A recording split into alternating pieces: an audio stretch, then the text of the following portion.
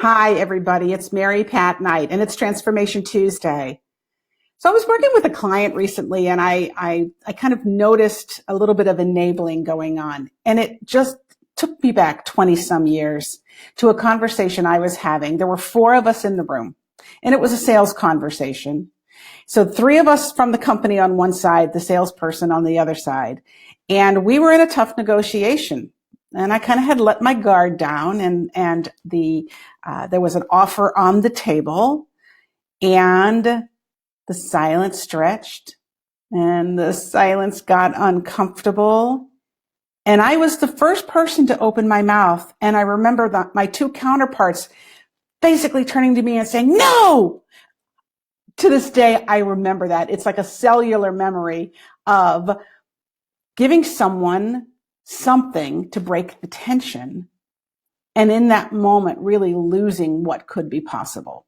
Now, it was an old sales technique in the past, but I noticed this with a client. And the reason I tell you that is because it was so apparent that we were going to be able to create a deal together. And when I broke the tension with my capitulation, and my two counterparts recognized what had happened and what I had done to mess up the deal, I've never forgotten it. It's really always been a part of me. So while I was watching this client recently, and they were in a conflicted conversation with another coworker, it was some work we were doing together, and I watched as the tension began to mount.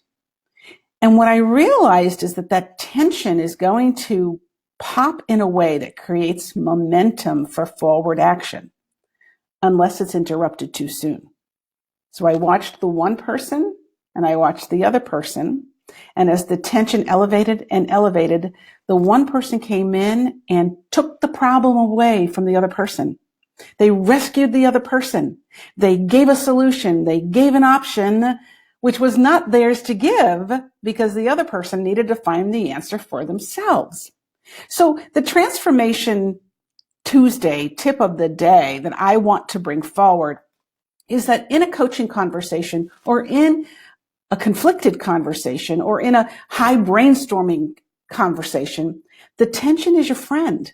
And although we may feel uncomfortable having that tension present, it's really our friend, because out of that tension creates the momentum and the action that is needed to be taken.